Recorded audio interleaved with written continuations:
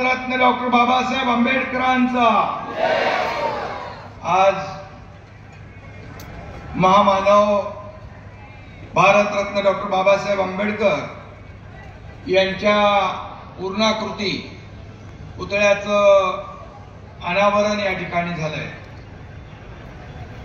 यासाठी मी तमाम भीमसैनिक, शिवसैनिक, सर्व बाबासाहेबांचे अनुयायी यांचं मनापासून स्वागत करतो, मनापासून आपल्याला शुभेच्छा देतो। आज या प्रसंगी उपस्थित पालकमंत्री आणि ग्रामविकास मंत्री आमचे सहकारी जयकुमार गोरेजी, साताऱ्याचे पालकमंत्री शंभूराज देसाई या ठिकाणी उपस्थित, ज्यांच्या प्रयत्नातून हे स्मारक आणि भव्य दिव्य असा बाबासाहेबांचा पुतळा उभा झाला, ते आपले शहाजी बापू पाटील,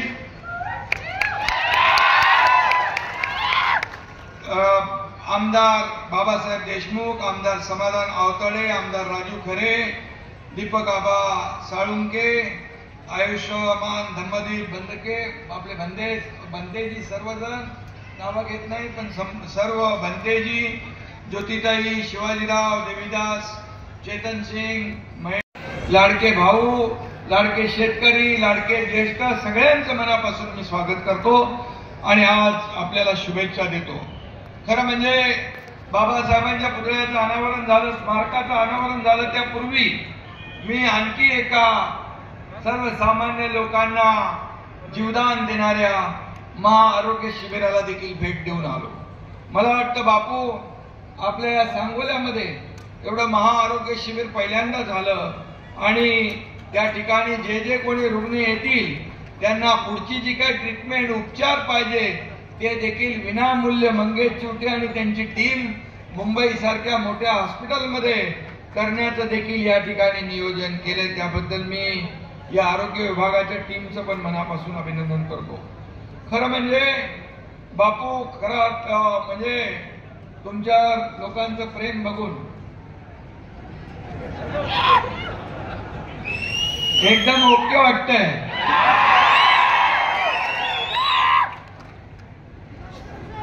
सांगोलेकरांचे शब्द आभार कुठल्या शब्दात मानू मी या ठिकाणी, आणि अरे बस बा, आणि म्हणून गेले काही दिवस मी आभार यात्रेच्या निमित्ताने सगळीकडे फिरतोय।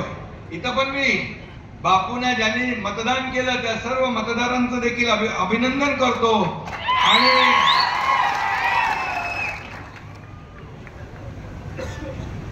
आभार तर मानलेच पाहिजे।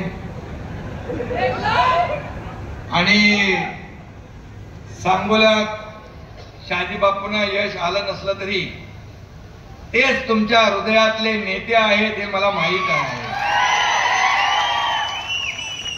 आणि मगाशी म्हणाले जयकुमार, त्या आमदार असू दे, नामदार असू दे, काही असू दे, एकनाथ शिंदे त्याच्या पाठीमागे आहे, त्याला काय चिंता, काय करायची गरज। कार्यकर्ता काम करणारा असतो, त्याला हार जितीची पर्वा नसते। आपले आमदार बाबासाहेब इथं बसले, त्यांनी मला काही कामं सांगितली, मी त्यांना सांगितलं बिलकुल चिंता करू नका। एकनाथ शिंदे असा आहे की गेल्या अडीच वर्षामध्ये कुठल्या पक्षाचा आमदार आला कधी मी बघितलं नाही, त्याचं काम कसं होईल हेच मी पाहिलं आणि तो आनंदात आपल्या मतदारसंघात जाईल आणि विकास प्रकल्प राबवेल हे मी पाहिलं। आणि म्हणून बापू, तुमच्या मतदारसंघात किती पैसे आले? 5,500 कोटी रुपये आले। हे लक्षात ठेवा, आतापर्यंतच्या इतिहासात कधीच आले नव्हते। आणि जयकुमार गोरे यांनी सांगितलंय, इकडं गणपतराव देशमुख आणि शहाजी बापू असेच दोघं असतात, आलटून पलटून असतात। तिसरा कोण असतो का इकडं? तिसरा कोण नाही। त्यामुळे मी आपल्याला एवढंच सांगतो, अनेकदा काम करून यश मिळत नसतं, निराश व्हायचं नाही, काम करत राहायचं। आणि म्हणून लोकांनी मला काय दिलं, यापेक्षा मी लोकांना काय दिलं आणि काय देणार हे लक्षात ठेवायचं आणि काम करायचं. आणि म्हणून मी आपल्याला एवढंच सांगतो बापू, एखादी मॅच हारला म्हणून विराट कोहलीची बॅट थंड पडत नाही. पुढल्या मॅच मध्ये दुप्पट जोराने तुटून पडते आणि चॅम्पियन ट्रॉफी घरात येते. त्यामुळे चिंता करू नका. मगाशी ज्योतिताई म्हणाल्या, काय म्हणाल्या त्या गाडीमधून येता दीपक आबांचं बद्दल, एका गाडीत होते. पण बापूसाठी मी एकच शब्द उच्चारतो, टायगर अभी जिंदा है.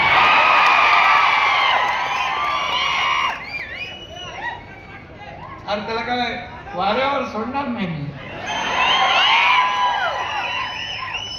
हाथ बढ़ाकर आसमां छू लेंगे हम अपनी हार को जीत में भी बदल देंगे हम. आणि म्हणून काळजी करू नका. आपले बापू स्पष्ट वक्ते आहे, बोलून टाकतात. मनातलं भडाभड भडाभड मोकळ्या मनाचा आहे, ढोकळ्या मनाचा आहे, मनात काय ठेवत नाही. आणि मागे लोकसभा निवडणुकीनंतर त्यांनी भर सभेत काय म्हटलं आपल्याला आठवत आहे. बापू म्हणाले होते, ज्यांनी पाणी अडवण्याचं काम केलं त्यांना तुम्ही लोकसभेत पाठवलं आणि ज्यांनी तुम्हाला पाणी दिलं त्यांना तुम्ही घरी बसवलं. बरोबर. मोकळ्या मनाने बोलणारा माणूस आहे. आणि सांगोला दुष्काळ मुक्त करण्यासाठी बापूंनी खूप प्रयत्न केले. मी मुख्यमंत्री होतो त्यावेळेस बापू जेव्हा जेव्हा मला भेटले तेव्हा त्यांच्या डोळ्यात फक्त आणि फक्त सांगोल्यासाठी पाणीच होतं. सांगोल्याचं पाणी, सांगोल्याला कसं. आणि म्हणून सांगोलाच नाही, मंडपाबाहेर लोक उन्हात उभे आहेत, त्यांनी आतमध्ये या, पोलिसांनी त्यांना सहकार्य करावं. आतमध्ये इकडे जागा आहे, मधल्या पॅसेज मध्ये तिकडे जागा आहे, पोलिसांनी सहकार्य करून त्यांना आतमध्ये सोडावं. उन्हामध्ये ते उभे आहेत, ऊन जोरात आहे. आणि म्हणून या ठिकाणी हे जे काही सभा झाली आहे आपली, आज सभा या ठिकाणी आलेला प्रत्येक जण बाबासाहेबांच्या प्रेमापोटी या ठिकाणी या स्मारकाचं दर्शन घेण्यासाठी आला आहे. आणि म्हणून त्यांचंही मनापासून मी मगाशी स्वागत केलेलं आहे. पण विदर्भ, मराठवाडा आणि राज्यातल्या सगळ्या दुष्काळग्रस्त भागांना पाणी देण्याचं, त्यांचं सिंचन वाढवण्याचं काम आम्ही केलं. मला आठवत आहे की मी आणि देवेंद्रजींनी पहिल्यांदा शपथ घेतली त्यावेळेस आम्ही पहिला विषय घेतला तो दुष्काळग्रस्त भागातल्या लोकांना पाणी देण्याचा, त्यांचं सिंचन वाढवण्याचा. मला आठवतंय महाविकास आघाडी सरकारमध्ये मी होतो, 2.5 वर्षात जयकुमारजी फक्त 4 सुप्रमा दिल्या आणि मी मुख्यमंत्री होतो, देवेंद्रजी, अजितदादा आमच्या टीम मध्ये 150 सुप्रमा दिल्या. 150 सुप्रमा, सुधारित प्रशासकीय मान्यता. आणि म्हणून जेव्हा जेव्हा या ठिकाणी पाण्याचा प्रश्न येतो त्यावेळेस बापूंनी त्याचा पाठपुरावा केला. आणि परवाच मंत्रिमंडळात देखील म्हैसाळ उपसा सिंचन योजनेसाठी सौर ऊर्जा प्रकल्प उभारण्यासाठी 1,500 कोटीला देखील मान्यता आपल्या सरकारने दिली. आणि म्हणून ताकारी, म्हैसाळ 2 स्वतंत्र उपसा सिंचन योजना आहेत. सांगोला तालुक्याला देखील सिंचनासाठी पाणी उपलब्ध होईल. आणि म्हणून माझ्या मुख्यमंत्री काळात सांगोल्याला स्वर्गीय बाळासाहेब ठाकरे उपसा सिंचन प्रकल्पाच्या 883 कोटी 78 लाखाच्या कामांना आपण मान्यता दिली, हे मला आठवतं. आणि म्हणून बापूच्या आमदारकीच्या काळात जिल्हा परिषदेच्या कोळा गटात, गेरडी गटात आजपर्यंत करोडो रुपयांची कामं केली.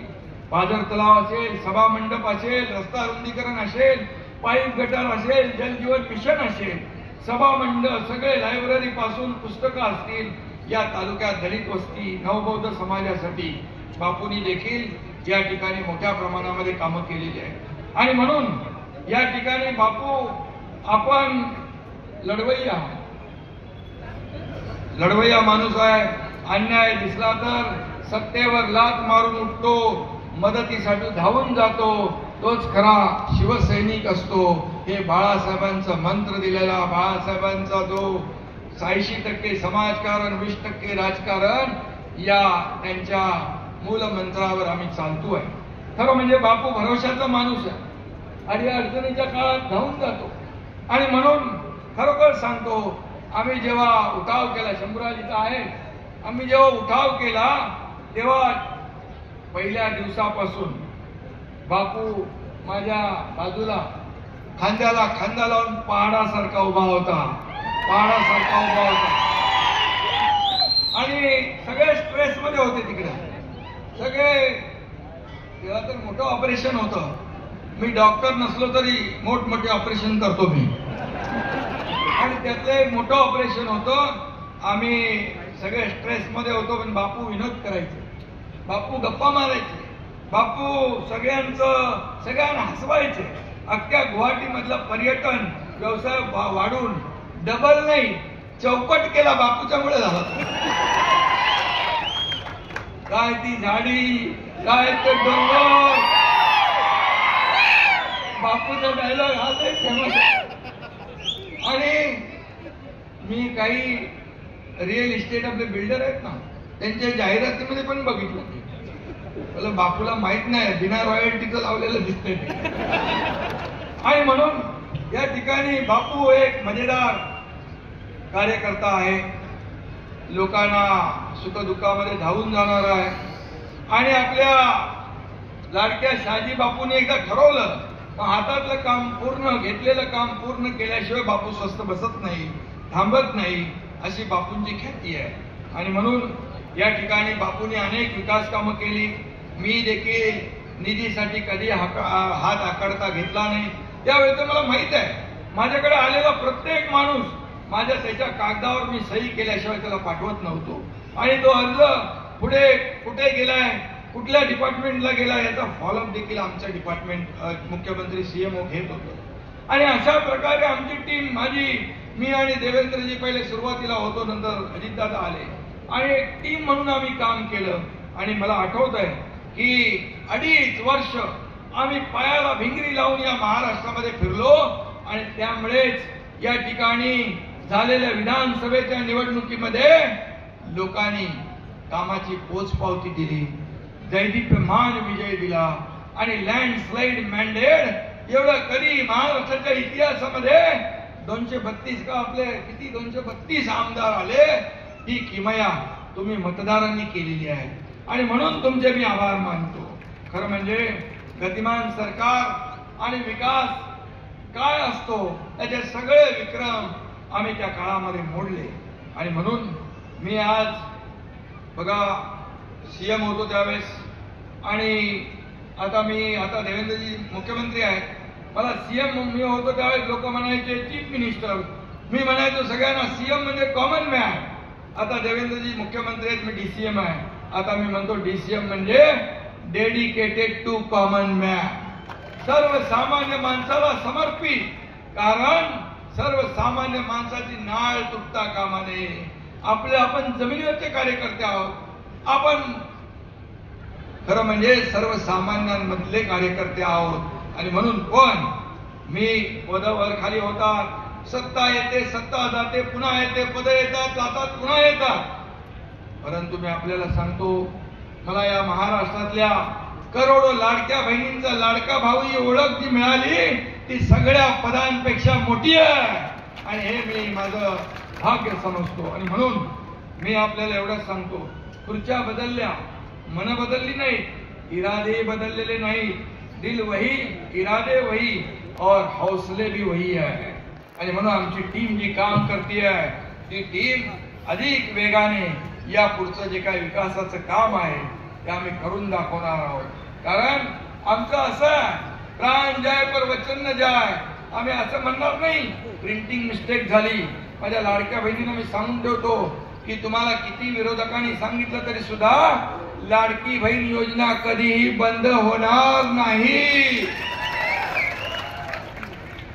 आणि लाडके भाऊ, लाडके शेतकरी, ज्या ज्या योजना आम्ही केल्या त्या योजना, कुठलीही योजना आम्ही बंद करणार नाही. फक्त आम्हाला थोडा थोडा अवधी, मी जेव्हा म्हणायचो तुम्ही सरकारची ताकद वाढवा, राज्याची ताकद वाढवा, तुम्हाला जे जे आम्ही बोललोय ते नक्की देणार. कारण राज्य महाराष्ट्र हे पुरोगामी राज्य आहे, महाराष्ट्र हे प्रगत राज्य आहे. या महाराष्ट्राला आदरणीय प्रधानमंत्री मोदीजींची पण साथ आहे, पाठिंबा आहे. आणि त्या आपल्या महाराष्ट्राची आर्थिक परिस्थिती जी आहे ही सगळ्या देशभरामध्ये नंबर 1 ची आहे. आणि म्हणून थोडीफार काटकसर कसरत होईल, परंतु आपल्याला सांगतो की कुठली योजना, कुठल्या आम्ही जे आश्वासनं दिली टप्प्याटप्प्याने आम्ही पूर्ण केल्याशिवाय राहणार नाही. आम्ही प्रिंटिंग मिस्टेक म्हणणार नाही. नाही तर पूर्वीच्या काळात एकदा वीज बिल माफ केलं, निवडणुका जिंकल्यानंतर पुन्हा विजेची बिलं दिली. आता आपण झिरो बिल दिलंय, झिरो बिलला तर पैसे नाही दिले, आपण पुन्हा नवीन बिल पाठवलं नाही, झिरोच ठेवलंय. त्यामुळे हे महायुतीचं सरकार जे आहे, हे महायुतीचं सरकार दिलेला शब्द पाळणार आहे, वचनाला जागणार आहे. आणि म्हणून मगाशी मी एवढंच सांगतो की आज बाबासाहेबांचं स्मरण आपण करतोय. मगाशी उदाहरण सांगितलं की ज्योतिताईंनी बाबासाहेबांच्यामुळे सर्वसामान्य घरातला परिवारातला एक व्यक्ती या देशाचा प्रधानमंत्री होतो. सर्वसामान्य शेतकऱ्याचा मुलगा या राज्याचा मुख्यमंत्री होतो. हे केवळ आणि केवळ बाबासाहेबांच्याच घटनेने दिलेल्या अधिकारामुळे. आज जे मंत्री झालेत, खासदार, आमदार होतात, सर्वसामान्य कुटुंबातल्या लोकांनी लोकप्रतिनिधी होणं हे काय गुन्हा आहे? फक्त सोन्याचा चमचा घेऊन जन्माला आलेल्या लोकांनी मुख्यमंत्री व्हायचं, उपमुख्यमंत्री व्हायचं, मंत्री व्हायचं असं काय लिखापडी आहे? आणि म्हणून आम्ही सोन्याचा चमचा घेऊन जन्माला आलो नसलो तरी सुद्धा सर्वसामान्यांच्या आयुष्यामध्ये सोन्याचे दिवस आणण्यासाठी आमचा जन्म झालेला आहे. आणि म्हणून मी आपल्याला एवढंच सांगतो, काही लोक संविधानाची कोरी वही दाखवून फेसबुक लाईव्ह करून कारभार करता येत नाही. तो खोटारडेपणा लोकसभेमध्ये केला, फेक नॅरेटिव्ह पसरवलं, सगळ्यांनी मंत्रिमंडळाचं वाटप करून घेतलं. कोणाला कुठलं खातं, कोणाला काय, 5 स्टार हॉटेल बुक केली, आपल्याला सगळ्यांना माहित आहे. परंतु माझ्या लाडक्या भावांनी, लाडक्या बहिणींनी, लाडक्या शेतकऱ्यांनी त्यांची सगळी बुकिंग रद्द करून टाकली आणि महायुतीचं सरकार या ठिकाणी आणलं. आणि म्हणून काही लोक बंगल्यात बसून फेसबुक म्हणजे एफबी खेळत असतात. त्यात काही जात नाही, बसल्या बसल्या टाइमपास. एफबी म्हणजे काय? फुकट बाबूराव. मी सुद्धा एफबी आहे, पण महाराष्ट्राचा फेवरेट ब्रदर, लाडका भाऊ, फरक आहे, फरक बघा. आणि म्हणून आम्ही पद येतात जातात. बाळासाहेब सांगायचे पद येतात जातात, सत्ता येते जाते, पण नाव जाता कामा नये, नाव जाता कामा नये. आणि म्हणून ते नाव राखण्याचं काम आपल्याला करायचं असेल तर या महाराष्ट्रातला विकास जो आहे अधिक वेगाने आपल्याला करावा लागेल. आणि म्हणून मी आपल्याला एवढं 80 जागा लढल्या, 60 जागा जिंकल्या. आज जे आमच्यावर बेमानीचा शिक्का लावतात, आमच्यावर आरोप करतात, काय एकनाथ शिंदे शेतकऱ्याच्या मुलानं मुख्यमंत्री झालं, तुमचं का पोटदुखी? 2.5 वर्षात तुम्ही घरी बसला. हा 2.5 वर्षात लोकांच्या दारात गेला, घरात गेला, शेतावर गेला, बांधावर गेला. माझ्या लाडक्या बहिणी, लाडक्या भावांसाठी, शेतकऱ्यांसाठी योजना केल्या, का पोटात दुखतोय तुमच्या? आणि म्हणून बाळासाहेब सांगायचे, कार्यकर्ता घरात नाही लोकांच्या दारात शोभून दिसतो. आणि म्हणून आम्ही शासन आपल्या दारी घेऊन आलो. का शासन आपल्या दारी काय होतं? का योजना पूर्वी नव्हत्या? का लाभार्थी नव्हते? का लाभ नव्हते? सगळं होतं, पण सर्वसामान्य माणूस कटकट नको म्हणून ते लाभ सोडून देत होते. बांधवांनो आणि भगिनींनो, मी आपल्याला सांगतो, शासन आपल्या दारीमध्ये आम्ही तिघही जायचो, मी जायचो, देवेंद्रजी जायचे, अजितदादा आम्ही जायचो. आणि त्या ठिकाणी जागेवर अगदी दाखल्यापासून, ट्रॅक्टर पासून, पॉवर टिलर पासून, ड्रोन पासून, हार्वेस्टर पासून सगळं घराच्या किल्ली पासून आम्ही तिथे द्यायचो. मी आपल्याला सांगतो, मला समाधान आहे की 5 कोटी लोकांना शासन आपल्या दारीमधला लाभ मिळाला. 5 कोटी लोकांना. हे सगळे जे निर्णय घेतले आपण, हे सगळे निर्णय घेतले, यामुळेच तुम्ही एवढ्या मोठ्या जोरदार या मतांचा वर्षाव केला. आणि म्हणून मी आपल्याला एवढं सांगतो, काही नेते बघा आमचं सगळं भोळं बावडं, आमचा बापू पण एकदम कधी तो मनामध्ये ठेवत नाही. त्याच्याबरोबर खरं म्हणजे इथं सुरेश आहे, आपला दिलीप बाबा आहे, दीपक बाबा गाडीमध्ये एकत्र बसले. बापूला माहित आहे की माणूस जर सहकार्य केला असता तर बापू निवडून आला असता, पण एका गाडीत बसले ते, एवढा मोठ्या मनाचा. आणि म्हणून आमची सगळी माणसं सरळ साधी आहे, पण काही चक्के पंजे नाही. पण काही लोक दिसायला साधी असतात, साधी विधी असतात, इनोसंट असतात, पण चेहरा भोळा आणि भानगडी 16 असे लोकही असतात. आणि त्यामुळे आपण चेहऱ्यावर जाऊ नका. मी पण चेहऱ्यावर जाऊन फसलो इतके वर्ष. आणि म्हणून मी आपल्याला एवढं सांगतो, आपल्याला काम करायचं आहे, या सांगोल्याचा विकास करायचा आहे. आणि या जिल्ह्याचा विकास करायला पालकमंत्री इकडे सक्षम आहेत, या ठिकाणी सरकार त्यांच्या पाठीशी उभं आहे. आणि म्हणून मी आपल्याला एवढं सांगतो की बापू विकासाचं जे धोरण आहे ते तुम्ही लावलं, खऱ्या अर्थाने ते पूर्ण करण्याचं काम आपलं सरकार करेल. आणि आपण बिलकुल आता आमदार जे आहेत ते आपले सहकारी आहेत असं समजून आपण काम करा, एकमेकाच्या हातात हात घालून काम करा. आणि मला अशी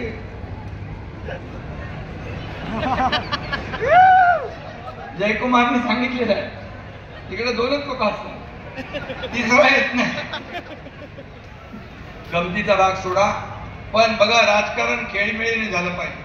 निवडणुकीपुरतं राजकारण, निवडणूक झाली की राजकारण संपलं आणि मग लोकांसाठी आपण काम करायचं असतं. आणि म्हणून तर मी हे किती वर्ष केलंय, 40 वर्ष केलं. म्हणून तर मी एक शाखा प्रमुख ते राज्याचा मुख्यमंत्री होऊ शकलो, ही भूमिका ठेवली म्हणून. आणि मग माझ्याकडे कोणी आलेला, मी परमेश्वराकडे एवढीच प्रार्थना करतो की माझ्याकडे आलेला कोणीही खाली हाताने वापस जाता कामा नये. इथं देना बँक आहे, लेना बँक नाही. आणि म्हणून मगाशी अनेक उदाहरणं दिली, वर्षाची दिली, इतर दिली. आज आम्ही एक टीम म्हणून काम करतोय. आज टीम म्हणून या राज्याला पुढे नेतोय. आणि म्हणून या राज्याला नंबर 1चा आपल्याला करायचं आहे. मी पुन्हा एकदा सांगेन, आदरणीय प्रधानमंत्री मोदीजींनी 10-11 वर्षापूर्वी देशाची विकास यात्रा सुरू केली. खऱ्या अर्थानं आज आपण पाहतोय विकास होताना पाहतोय, आपल्या देशाचं नाव जगभरामध्ये रोशन करताना पाहतोय, देशाचा नावाचा डंका जगभरात पिटताना पाहतोय. आणि याचा अभिमान आपल्याला असला पाहिजे. गेल्या 10 वर्षात देश किती बदललाय बघा आपण. बघा आज दारिद्र्य रेषेखालची 35 कोटी लोक वर आले, 80 कोटी लोकांना मोफत राशन मिळतंय. किती लाडक्या बहिणींना जनधन योजना, लखपती दिदी जी आपण पण लाडक्या बहिणींची योजना केली. आज कितीतरी योजना, शेतकरी सन्मान योजना, सगळ्यांच्या जीवनामध्ये बदल घडला पाहिजे. काँग्रेस म्हणायची गरिबी हटाव, गरिबी हटाव, गरिबी हटाव. गरीब हटली नाही, गरिबी नाही हटली, गरीब हटला. परंतु आपल्या या सरकारच्या काळात, केंद्र सरकार मोदीजींच्या काळात गरिबी हटवण्याचं काम केलं, सर्वसामान्य माणसाच्या जीवनामध्ये बदल घडवण्याचं काम केलं. तेच काम आपल्या राज्यामध्ये आपण करतोय. आणि म्हणूनच मी आपल्याला एवढं सांगतो, बाकी आज जास्त काय मी कोणावर टीका करत नाही, कारण आपल्याला काम करायचं, आपण काम करणारे आहोत. या एकनाथ शिंदेवर किती आरोप केले, किती आरोप करणार. उठता बसता झोपता उठता स्वप्नात सुद्धा एकनाथ शिंदे, एकनाथ शिंदे, एकनाथ शिंदे. काय केले एकनाथ शिंदे? स्वतःसाठी काय केलं? सर्वसामान्य लोकांसाठी केलं, सर्वसामान्यांना न्याय देण्यासाठी केलं. या महाराष्ट्रातला प्रत्येक घटक सुखी झाला पाहिजे याच्यासाठी आपण धडपड केली. आणि म्हणूनच मला आपल्याला एवढंच सांगतो की परवा मला इथून जवळच समाधान पंढरपूरचे आमदार आहेत, मला जगद्गुरु संत तुकाराम महाराजांचा राष्ट्रगौरव पुरस्कार मिळाला. संत तुकाराम महाराजांचा पुरस्कार मिळाला, मला फार समाधान वाटलं. त्यापूर्वी दिल्लीमध्ये शूरवीर महापराक्रमी महाजी शिंदे पुरस्कार मिळाला. आणि या महापुरुषांचा पुरस्कार मिळणं हे देखील माझ्यासाठी भाग्याचं आहे. त्याचबरोबर गेल्या आठवड्यात कुठलं इंडियन एक्सप्रेस मध्ये 100 पॉवरफुल माणसांच्या लिस्ट मध्ये देखील माझं नाव होतं. मी काय स्वतःची तारीफ करत नाही. मी मुख्यमंत्री नसताना मिळालेले पुरस्कार आहेत, हे तुमचे पुरस्कार आहेत, हे जनतेला मिळालेले पुरस्कार आहेत. आणि म्हणून मी जेव्हा जेव्हा मला जे पुरस्कार मिळतात मी ते जनतेला सुपूर्द करतो, जनतेला अर्पण करतो. हे मी एक असा कार्य करतो. आणि त्यामुळे मला किती तुम्ही आरोप केले तरी सुद्धा मी बिलकुल आरोपाला कामानेच उत्तर देणार, आरोपाला आरोपातून उत्तर देणार नाही. आणि म्हणून मी बाकी काय आज बोलत नाही. पण या शिवसेनेमध्ये बाळासाहेबांच्या विचारांची शिवसेना पुढे नेण्याचं काम, आज बाबासाहेबांचं स्मरण करतो आपण. आज 14 एप्रिल बाबासाहेबांची जयंती आता पुढे येते, त्याचं औचित्य साधून आपण या स्मारकाचं आज भव्य दिव्य असं लोकार्पण केलंय. आज आपण मुंबईमध्ये हिंदू मिल या ठिकाणी बाबासाहेबांचं स्मारक करतोय. ते जगाला हेवा वाटावं असं स्मारक हिंदू मिल मध्ये आपलं सरकार करतोय. बाबासाहेब जिथं जिथं राहिले, लंडन मधलं घर बाबासाहेबांचं आपल्या सरकारने त्याचं स्मारक केलं. बाबासाहेबांच्या जिथं जिथं पाऊल खुणा आहे, बाबासाहेबांच्या जिथं जिथं बाबासाहेब गेले, बाबासाहेबांच्या त्या आठवणी जिवंत करण्याचं काम, त्याचं स्मारकात रूपांतर करण्याचं काम आपल्या सरकारने केलं. बाबासाहेबांना काय किती लोकांनी त्रास दिला आपल्याला माहित आहे. जे बाबासाहेबांचं संविधान म्हणून संविधान खतरे में म्हणणारे, बाबासाहेबांना निवडणुकीमध्ये पराभूत करणारे हेच लोक होते. बाबासाहेब देखील म्हणायचे काँग्रेसचे जळकं घर आहे, सावध राहा. बाबासाहेबांचं स्मारक, बाबासाहेबांच्या आठवणी, बाबासाहेबांचं जे काही म्हणजे मोठेपण आहे, ते मोठेपण बाबासाहेबांनी घटना लिहिली. अनेक देशाच्या घटनांचा अभ्यास करून बाबासाहेबांनी सर्वोत्कृष्ट घटना आपल्या देशाची लिहिली. आणि त्याचा आदर्श घेऊन आज केंद्र सरकार काम करतंय, मोदीजी काम करतायत, इथं आपलं महायुतीचं सरकार काम करतंय.